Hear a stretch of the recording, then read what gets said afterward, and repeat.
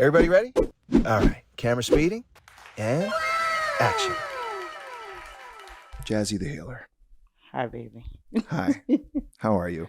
I'm well. How are you? I'm doing well. Good. I'm excited because we have an Aces game tonight, Yes, sir. and you are working, and I'm working. Yes, sir. And I must say, look, I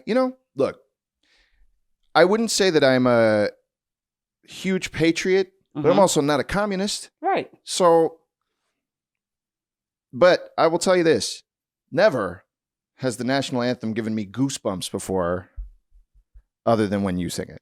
I appreciate that. And I'm not the only one that thinks that, by the way. You know, like pretty much everyone that on the staff, like when your name comes up, it's like, oh yeah, Jazzy's here. Appreciate Like that. really. I'm grateful. Yeah. So, that's great. Yeah. And, so I'm excited to have you here. You are definitely a favorite of mine. That just in general in working in live sports, because you are a very kind and warm person. Yes, Not sir. only that, but also talented. So this might sound weird, but why is it that you are such a kind and warm person? Does that come naturally to you? Do you choose that? I choose it. I think that in life we all have choices, and we make our choices based on our own experiences. And in my life, it's just been, what's the phrase? You catch more bees with honey, or whatever it is. Like literally, you catch more bees with honey. And in the line of work that I do, whether it be in the performing sector or even in like body work and energy healing and coaching and stuff, like I'm warm. Like that's my heart. So I choose to wear my heart on my sleeve. I choose to show that and show up that way. We need that. We as a people, all of us need that. We need somebody who can be soft with us, soft yet stern. If everybody says, Jazz, you give hella auntie energy. And I do, baby. I'm everybody's Aunt Jazz. So I'll put my foot in your butt if you need it, but I'm also going to be soft and sweet and come here, baby, give me a hug. We need that. We deserve that. And we're all worth having it. So I do my best to show up in that way. It's just, that's where my heart is. We've all been through a bunch of stuff, and my life isn't any worse or more tragic than anybody else's. There's so many people's stories that I'll be like, dang, I ain't been through that, but regardless as to what we've been through or what we've experienced, we absolutely all deserve to come into contact with somebody who is nice and warm and sweet and reminds us of our own internal power and who we are. So that is my goal with everybody, and anytime I'm anywhere, that's really what I want you to feel from me. So I'm grateful that you guys feel that way. What is your sign? This has a lot to do with it. I am a Cancer sun. I see. I am a Cancer sun, and Cancer is absolutely the mother of the zodiac. So you're going to get all of that nurturing energy. I do not have biological children of my own, but I've got a slew of nieces and nephews. And like I said, I'm everybody's Aunt Jazz, even their parents, honey. I will be Aunt Jazz. So the mothering aspect of it does come naturally to me. I will say that every Cancer I've known has been a very hard worker and very good at their job. So that is, that's my experience with Cancer people in general. Very hardworking, very good at their job, very in tune with their own emotions, but able to leave them at the door, so to speak, as well when it comes time to do what they need to do. Absolutely. Would you agree with that? I would absolutely agree with that. I think that is, I don't know if that's for all cancers, you know what I'm saying? But I think that is definitely a common thread, a common theme that I've seen with the cancers that I do know. But over the years, I've been, getting more and more into astrology and signs and stuff like that. And I know that it takes a lot more than just your sun sign to make up your character. So now when I meet people, I'm like, okay, well, and what's your moon sign and what's your rising and what you know what I'm saying? Because it matters. I figured out how mine matters to me and how I show up, because of my placements. So now I'm definitely interested in hearing about other people's placements. Yeah, we need the whole chart. We need the whole period. thing. Exactly. I need a full picture. We can't just have a portion of the picture. Yeah. Yep. So are you from the home of the brave? Where are you from? I am born and raised in New Jersey. And then I went to college in Virginia. And then after that, I came home to New Jersey and went right across the bridge to Philly and was there for like a good 18 years. See, that fact makes me very excited to ask you my next question, which I ask everybody because I need to. This is how, zodiac sign is one thing, but this is how I really figure out who I'm talking to. Mm-hmm. Who are your top 3 MCs? Okay, so I'm not really a big rap That's fine. fan. So when it comes to MCs, and this is probably going to be typical, y'all going to be like, I knew she was going to say her. I'm a big fan of Lauryn Hill. Of course. Well, I'll you're from never Jersey. go to a show. Yeah. I will never go to a show, baby, because you're not about to leave me on red. No. Okay. However, Lauryn Hill is probably one of my tops. I'm also a big fan of Queen Latifa, but I think that's more of an overall Latifa type situation. She's very well loved amongst the entire community, even though she's, if she's been making music recently, I didn't know. But yeah, I mean, she's well loved across the board in that community. Absolutely. And then, of course, you've got greats like the regulars, like Jay-Z. And, honestly, I think Drake's a great entertainer. Just the entertainment piece of it. Yeah. And then, people who are actually talking, like Kendrick Lamar, J. Cole, you know what I mean? Like, give me something of substance. I got to tell you what, J. Cole, I don't know that I would want to hang out with him. And I don't even know that I love the content of what he says, but I really believe that J. Cole is the best out right now. Just in his ability to do what he does. Right. I don't think there's anybody that is close to him. I think he does what he does effortlessly. He always his skill wows every time. Yeah. Like you said, I wouldn't want to hang out with him because, baby, I'm not getting on a bike. I'm not doing that. It's hot. You understand? I'm not doing that. But yeah, absolutely. Well, here was the thing too. All the allegations came out about Diddy, and we don't have to get into all that. But Cole was the Cole is famously punched him in the face. So it's like, all right, well, he's living this nomadic hero lifestyle, Yeah, bro, because he obviously knew something that we didn't. You know what I mean? Apparently he did. You are known as the Self Care Homegirl. Yeah.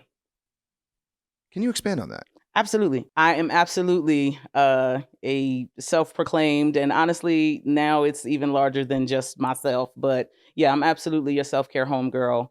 I am a certified massage therapist and body worker. I am also a Reiki practitioner. And I am consistent in my energy healing practices. And I infuse all of that stuff into different facets of coaching, as well as performing. So how do I say to people all the time? I tell people, my main thing is that self-care saved my life. And I mean, not just the going on trips or hitting up the pedicure or the nail salon for pedicures and what have you. No, literal, intentional and effective self-care. I was in a bad place in early 2019. I had been, I'd come out of a 10-year marriage, you know what I mean? So I was getting divorced and really trying to find myself again and figure out who I was without any of the stipulations that my family may have put on me or anybody else's expectations, and literally learning how to show up for myself in the ways that mattered most was what saved my life. You know what I'm saying? Meal prepping and laundry days and grocery shopping, those simple self-care routines Zen stuff became my saving grace. It really became the way that I learned how to take care of and show up for and nurture myself to a place of health. And I know that because it's possible for me, it's absolutely possible for all of us. So if I can stand with you and help you develop your own best practices, or spend time with yourself, or help to shift your perspective or your mindset in a way that helps you live and lead a more fulfilling, beautiful, full life, I want to. So book a session. You can do massage. We can, whatever, like whatever it is that you need. I love that you consider like this simple like errands and routines to be self-care, because that is where the peace is, isn't it? It is absolutely where the peace is. When you think about, I mean, we talked about cancers and being the mother of the zodiac. When you think about a mother and you think about how she takes care of her children, mom made dinner.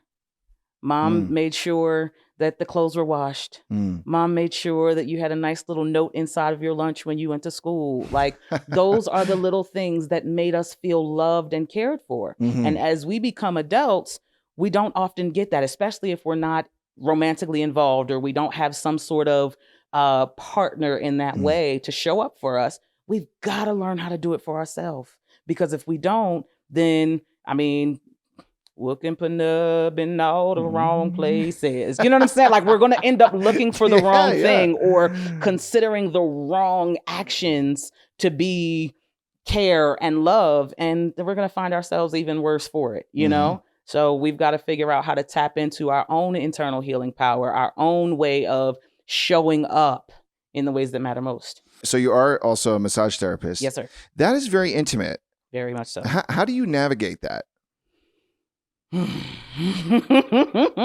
Well, I've been a massage therapist since 2006. So, you know, it navigating the intimacy of it, it was tough when I was younger. Because I mean, baby, I'm a lesbian. Happy Pride Month, y'all. But you know, it's like depending on the client, it's like, okay, baby, you got to make sure you tell me if I'm touching a little too close, because I don't want you to think I'm trying to be intimate in that way. Right. But I'm looking to be intimate with any of us, really, so that way we learn how to become intimate with ourselves. So if I have to kind of show you a little bit or even break you down for a second and say some stuff that might hit you in the heart, then so be it. But you got to open up. And I think that there's a big stigma around intimacy that it only belongs in romantic relationships, and that is not the truth. Yeah. There's so many different types of intimacy, and energetic intimacy is one that is big for me. I'm totally okay to sit inside your energy with you and hold space for you while you figure some stuff out, you know? I've never had a professional massage because I have trouble with the intimacy of it. Like I was scheduled to go do one. Yeah. And I showed up and everything, and you know, the person I was with goes off to their room, and I go into my room, and then the therapist comes in, and we're having a conversation, and then she was like, okay, you know, just get ready, and then I'll be back. And I walked out. Yeah. And I left, you know, because I couldn't handle it. Yeah. And everybody I tell that to is like, that's the weirdest thing I've ever heard. But it's like, it's not weird to me. No. Like this is, you know, it was like my natural reaction, you know? Yeah, absolutely. Especially if we're not really used to having people see us or see certain pieces or parts of us, whether it be us underneath of our clothes or, you know, I feel exposed. Exactly. Right. There's such an exposure that happens, you know? So literally, like when I'm in session, male, female, I've had male clients come and they're like, Jazz, I'm just not comfortable. Okay, well, let's sit here and just talk. Yeah. Because as a massage therapist, yes, my job is to help you relax. But the agreement that I've made with the divine creator and through the energy healing work that I do, baby, my job, honestly, is to help you release the things that prevent you from relaxing. So it may not necessarily be that you're actually on the table and, you know, you're taking your clothes off. We may do some light touch or some Reiki energy healing where you don't have to take your clothes off. Yeah. But almost every session, whether my hands are actually on you or not, all of my sessions include what I like to call word medicine. I'm going to speak to your soul and we'll release some stuff. And when you leave, you'll be better for it. You may not even need to come back to me on a consistent basis because I've dropped something with you. I've shared something with you that you can use week after week after week. And we're healing some stuff up. Well, you're speaking to my soul right now. Well, I'd like to let you know that. So when you're performing, yes, sir, there's a camera 3 feet from your face. Mm-hmm. Also, you're aware that there are several other cameras in the building pointed at you. Also, you're aware that you're on the big screen. Is that scary?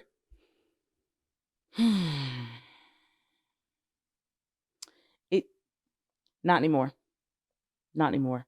I think that for a long time I was afraid to be seen. But now that I'm okay with who I am and what I look like, and it's a struggle, baby. I be on my skincare regimen every day because I got a bunch of stuff happening on this face that I don't always want everybody to look at, or gawk at or anything. But literally, my goal is to make sure that you can see my heart. So whatever shows up on the screen, I hope you're okay with it. But baby, close your eyes if you don't like it. Let me just get in there to your heart.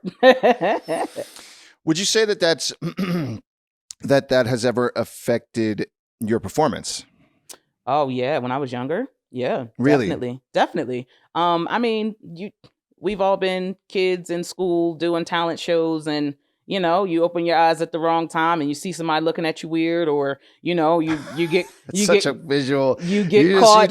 You just triggered something. Baby, something listen. Woke up in the back of my mind when you said that. Like, no, for real. I've been there. I have been there and messed up, ran off the stage and everything. But I think at this point in my life, and I'm grateful for this opportunity to perform for the W, the G League, PFV, like volleyball and all of that. Like, I'm grateful for these opportunities and how they're coming now, because I don't really have a fear that outweighs my desire to heal. That's a quote. That's a good quote. Did you get that? That's a good quote. I love that. Are you everybody's favorite person to bring to karaoke? Kind of. I used to be everybody's favorite person to bring to karaoke, and it used to be frustrating to me because, honestly, before a couple years ago, I didn't even like karaoke. You feel like you're putting on a free show? Well, not necessarily that I felt like I was putting on a free show. I was afraid that I wouldn't be good enough. Like, I wouldn't. Really? Yeah. Okay. Like, I used to be afraid, like, I don't want to sound like the guy who's drunk, because I can actually sing. So I want to make sure I'm giving it its reverence. Yeah. However, I'm not about to get up here and sing this song exactly like the person recorded the record. Right. So it was fearful to me. And that was still in that time where I was afraid to kind of be seen. But now, baby, oh no, baby, if we going to karaoke, I'm going to get up on that stage and I'm going to cut up. Trust me.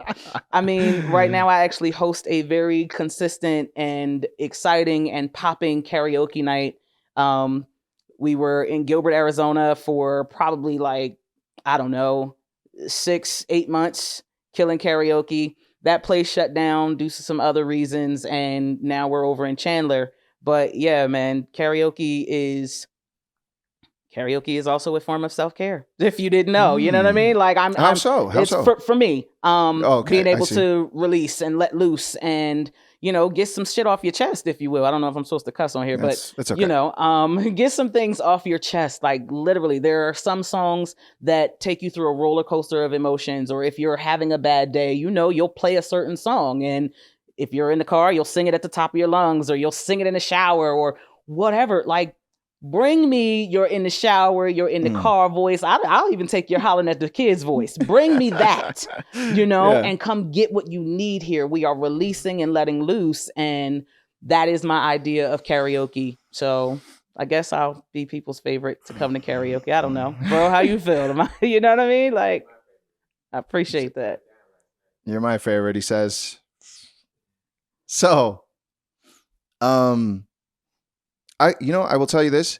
Nothing gets me more emotional than singing along to a song, even if it has nothing to do with anything I'm going through. I don't know what that is. What is that? What is that? Music. It's vibration. It's healing frequencies. It's, like, we're all connected through music. Whether you understand the lyrics, it could be a song full in Spanish. Like last night, we were at the karaoke at the Excalibur. I stay there most of the time when I come here. They've got like karaoke at the castle or something like that. Those guys were hilarious. It was a good time. But this young lady, she, sung Como La Flor by Selena. Now, I mean, everybody loves Selena, you know? Yeah. But that song had the whole entire crowd going. We got clips of us like wilding out, having a good time. Como La Flor, you know, like getting down.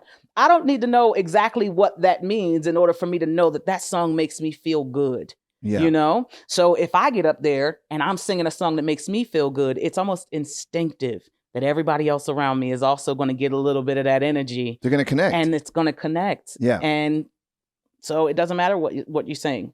Literally, it's just the music of it and the intention that you put behind it. Same as anything else. It's not necessarily about the lyrics to a song. Yeah. You know what I mean? Whether the lyrics and the meaning behind the song or the initial intention behind the song actually resonates with everybody in the crowd or not, but my job is to make you feel something.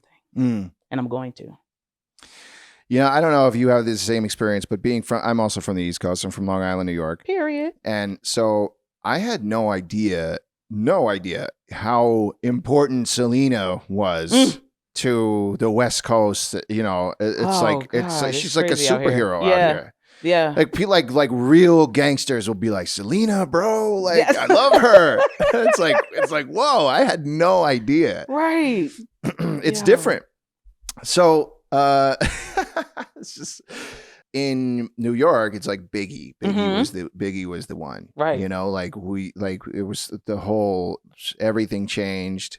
You know, I was in middle school when Biggie died. You know, I was this sort of loner weirdo, knew nothing other than what was going on in my own home, you know? Right. So as soon as like everybody's talking about Biggie dying, that was really like how I got into hip hop in the first place, was all the buzz around his death, his tragic death.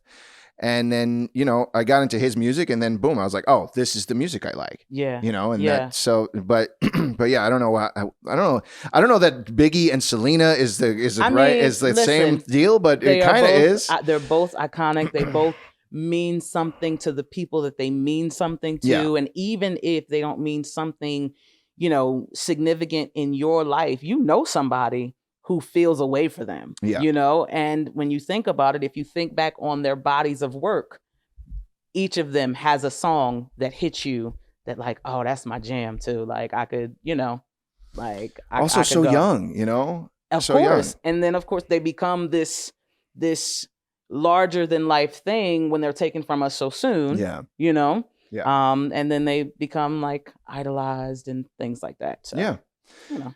So you have a very particular style of singing, and I like, and also you mentioned like when you're singing karaoke, you're not going to sing it like the studio version. You're going to do it your own way. Have to. So is there a method to that, or is this just do you channel it just comes naturally, or is there some training, some past training involved? Like how do we get there? Okay, so when it comes to anthems, I don't know that I've ever, you know, been like super technically trained on it. Like I said, I spent a lot of time in Philly, and there was this I can't remember the name of the place right now, but there was a place where they would hold like boxing matches, things like that, and I got an opportunity to do an anthem there. I went in, or at least I got an opportunity to audition, and when I auditioned, the lady who was holding audition, she was like, okay, that's cute, you can sing, girl, but no, you're not hitting that note right. And you got to do these things correctly. So it gave me a reverence or respect for the complicated melody of the Star Spangled Banner. So of course, at this point, when I hear other people sing it, I'm like, baby, if you don't get that bottom note and get down there and turn it, you know, like that song puts people in a chokehold. Even great singers like have fumbled the anthem. Right. It's not necessarily the easiest song to sing. So when I sing it, I do my best to pay homage to the traditionalism of the song. However, you're going to know that girl started singing in church. You're going to know it because I'm going to give you a few things. You know, I'm going to make it my own, but I'm not going to go so far as to where people like the Aces won't invite me back. Like, she did too much on that. She's not even going to, you know, like, so no, I have to be respectful, but I also still have to make sure that I give a good show. You do reach that balance. That is what that may be like the secret sauce is that you do reach that balance. It has enough of your own style, and it does not feel like you're doing too much at all. It's like, you know, I mean, the crowd starts going crazy before you're finished. Yeah. You know, I love that. Wow. That's awesome. Okay. So, what is your dream event to sing the anthem at? Do you have one? I don't know that I have a dream event. You know what? Fair enough. Yes. The Super Bowl, fool. Super Bowl. Yes. Yes. Okay. Super Bowl. The Super Bowl. Like this past Super Bowl, I was traveling on the day of the actual Super Bowl. I was traveling from Phoenix to New Jersey. I was going home to see my mom. And we were watching, we tapped into the Wi-Fi on the plane, and you know, everybody, child, the whole plane was watching the Super Bowl, literally. Yeah. And who was it? I can't remember who it was that sung. Was it Reba? I think it was. Was it Reba? Was it Reba McEntire? I don't remember. I don't remember who did it. But I was obviously grateful for, you know, anybody who sings the anthem, because it's not an easy job, and I absolutely understand the weight of responsibility that it takes to do it. But I'm like, yo, give me the chance. Let me sing to the people. Let me put my heart out there for y'all right quick, you know? So yeah, I guess Super Bowl would be the dream opportunity or the dream stage. However, I ain't gonna hold you. The life I live right now, the opportunities that I get right now, these are opportunities that I've dreamed of. So literally, my dream job, my dream stage or dream game is tonight at the Aces. I love that. Pride Night. You know what I mean? Like, yeah, absolutely. And any other chance I get to come out and do my thing. So yeah. I love that. That's perfect. That's a perfect way to go out. So I have one more question for you. Yes, sir. For young people, who look to you, admire you, perhaps they want to sing at live events. Perhaps they want to become a massage therapist. Perhaps they want to become a self-care homegirl. Yeah. Period. What would you say to them? It starts with you. It starts with you, baby. Show up for yourself in the ways that matter most. You are absolutely worthy of the life that you dream of. You are capable of anything that your heart and soul desires, and you are enough just as you are. Be encouraged to show up authentically, fully, show up in the space, take up space. You know, you don't have to be thin or super feminine or any of the things that we think that you're supposed to be. You just have to be you. Be willing to show up and allow people to get to know your heart. And when they call you, come correct. You only get one opportunity for a first impression. And when you do show up, do it consistently. Jazzy the Healer, Jazzy the Healer, Jazzy the Healer. Okay. Please share your socials or anything that you have coming up that you want people to check out. Absolutely. Well, you can follow me on Instagram at Jazzy_the Healer. I do have a YouTube channel. It's got a bunch of covers, but it's like super old stuff I'm working on revamping and trying to get my social platforms popping so that way you guys are interested to follow my journey. But yeah, I mean, follow me on social media. And if you're ever in town for an Aces game, baby, make sure you holler at me at the end. Okay. That's it. Yeah. We did it. Jazzy, thank you so much for coming on. Appreciate you. Thank you. This was great. We did it. Yeah. We did it. This was a good one. A lot of feel good stuff. Yes, sir. Like people are gonna be in their feels when they watch this.